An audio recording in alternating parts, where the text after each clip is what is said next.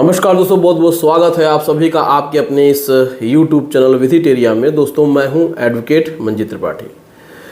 दोस्तों आज के इस वीडियो में हम लोग बात करेंगे कि सिक्योर्ड या अनसिक्योर्ड लोन में बैंक ने अगर आपसे चेक ले रखा है या फिर आप EMI ECS के माध्यम से कटती है, यानी कि इलेक्ट्रॉनिक क्लियरिंग सर्विसेज, यानी कि जो ऑटो डेबिट बैंक NACH के माध्यम से कराता है, तो ऐसे सिचुएशन में जब आपका लोन NPA कैटेगरी में होता है, यानी कि जब आपका लोन डिफ़ॉल्ट हो जाता है, NPA हो जाता है, और जब बैंक आपके ऊपर सिविल कोर्ट में, दूसरे सिविल कोर्ट्स में, यानी कि आप जहां पे रहते हैं, मान के चलिए आप दिल्ली में रहते हैं और आपने बजाज फाइनेंस कंपनी से सिक्योर्ड लोन लिया या अनसिक्योर्ड लोन लिया और आपने चेक भी दिया या फिर आपने ECS का मैंडेट उनसे कराया, और जब आपकी EMI 3 EMI यानी कि 90 दिन की EMI बाउंस हो गई, तो बैंक ने अपने एडवोकेट के माध्यम से लीगल नोटिस आपको दिया कि 15 दिन के अंदर या 7 दिन के अंदर आप अपने ओवर ड्यू को पे नहीं करते हैं तो बैंक आपके खिलाफ ECS बाउंस का केस फाइल कर देगी, या फिर बैंक आपके खिलाफ चेक बाउंस का मुकदमा 138 में कर देगी। और ये जो मुकदमा है वह आपके खिलाफ कोलकाता में होगा, क्योंकि बजाज फाइनेंस कंपनी अधिकतर बहुत सारे जो केसेस होते हैं वो कोलकाता में ही करती हैं, क्योंकि कोलकाता में ही उनका रजिस्टर्ड ऑफिस है। उनका जो भी लिटिगेशन होता है वो कोलकाता में कराती हैं। तो आपको दिल्ली से जाकर के कोलकाता केस लड़ना पड़ेगा। तो ऐसे सिचुएशन में आपके मन में प्रश्न उठता है कि सर ये जो केसेस होते हैं चेक बाउंस के या ECS बाउंस के, तो ये कितने साल तक चलते हैं। तो आज हम लोग का टॉपिक यही होता है कि इसमें कितना खर्च आएगा और ये कितने साल तक चलता रहेगा। तो आज की इस वीडियो में हम डिटेल से इसी बात को समझाने की कोशिश करते हैं, क्योंकि बहुत सारे लोग ये सोचते हैं कि हम वहाँ बिना गए भी अपना केस लड़ सकते हैं। क्या हमें वहाँ फिजिकली जाना पड़ेगा? क्या हमें वहाँ बार बार जाना पड़ेगा? तो कैसे हम इस केस को हैंडल करेंगे? देखिए, आपके पास इन्फॉर्मेशन नहीं होती है और आप YouTube पे सर्च करते हैं, लेकिन आपको इन्फॉर्मेशन सही से नहीं मिल पाती है, जानकारी नहीं मिल पाती है।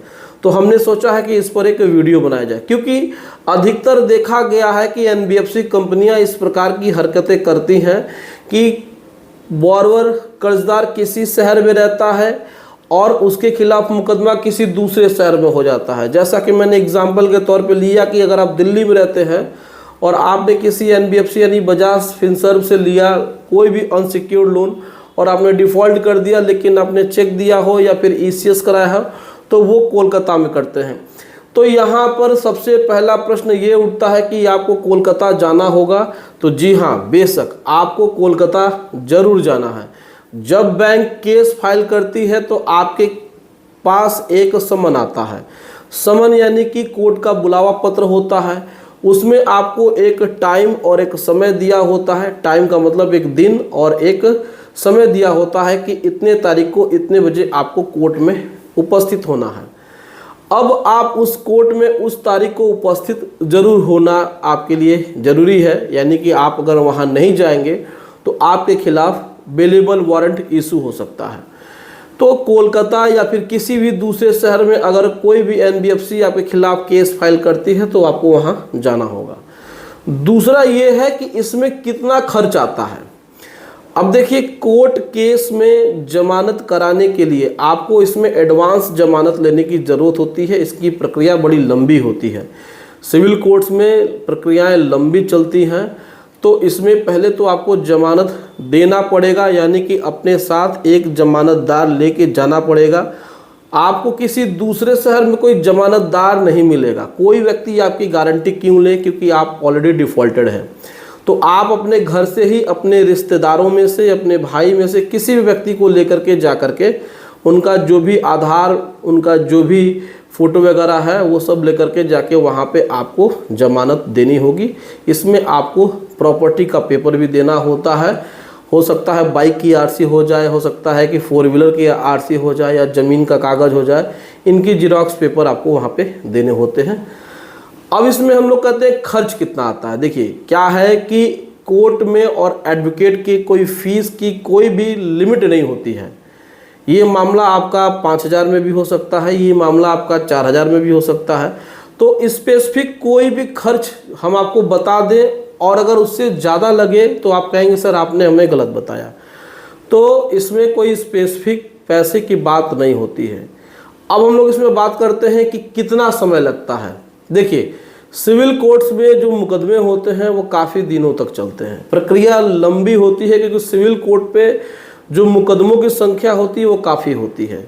और ऐसा ज़रूरी नहीं है कि हर महीने में लगातार आपके केस में सुनवाई हो।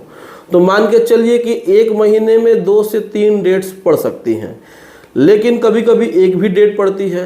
तो ये जो मामले होते हैं चेक बाउंस के और ईसीएस बाउंस के मामले होते हैं, तो इसको मान के चलिए कि ये 2-3 साल तो मिनिमम चलते हैं। हमने मिनिमम की बात की है, मैक्सिमम की बात नहीं की है। 2-3 साल मिनिमम चलती ही चलती है। तो आपको अगर चेक बाउंस या ईसीएस बाउंस के केस को नहीं लड़ना है तो भी उसका एक विकल्प है। और वह विकल्प क्या है? मान के चलिए कि बैंक ने आपके खिलाफ 138 एनआईए एक्ट में केस फाइल कर दिया, या फिर धारा 25 पेमेंट एंड सेटलमेंट एक्ट में बैंक ने आपके ऊपर ईसीएस बाउंस का केस फाइल कर दिया, आपके पास समन्स आ गए। लेकिन समन में आपको 1 महीना का समय दिया गया है, मान के चलिए कि जुलाई या अगस्त महीने का टाइम दिया गया है। तो आप जून में ही इसी समय ही जा करके अगर बैंक के साथ सेटलमेंट कर लेते हैं तो बैंक एक एफिडेविट लगा करके, शपथ पत्र लगा करके एक वहाँ पे अपने केस को विड्रॉ करा सकती है और करा भी लेती है। तो आपका अगर सेटलमेंट हो जाता है तो बैंक केस वापस ले सकती है, फिर आपको वहाँ पे जाने की ज़रूरत नहीं है, वहाँ पर केस लड़ने की ज़रूरत नहीं है। तो ये थे आपके अनसिक्योर्ड लोन के मामले में चेक बाउंस या फिर ईसीएस बाउंस का जो केस है वो कितना चलता है, उसकी क्या क्या प्रक्रियाएं होती हैं, इस पर एक वीडियो। तो जानकारी आपको कैसे लगी आप कमेंट करके अपनी राय जरूर बताइएगा। दोस्तों, अगर आपको भी लोन से संबंधित लीगल एडवाइस की ज़रूरत है, किसी प्रकार के लोन की लीगल एडवाइस की ज़रूरत है, तो आप हमारे स्क्रीन पे दिए हुए व्हाट्सएप नंबर पे अपनी समस्या को लिख करके भेजिए और वहाँ पर आप हमसे लीगल एडवाइस ले सकते हैं। तो वीडियो अच्छी लगी हो तो वीडियो को लाइक और चैनल को सब्सक्राइब ज़रूर कर दीजिएगा और इसे अपने दोस्तों में शेयर भी कर दीजिएगा ताकि जो भी ज़रूरतमंद हो उसे उसकी हेल्प हो जाए। चलिए मिलते हैं अगली वीडियो में एक नए टॉपिक के साथ। तब तक आप अपना अपने पूरे परिवार का ध्यान ज़रूर रखिएगा। Thank you so much. जय हिंद दोस्तों।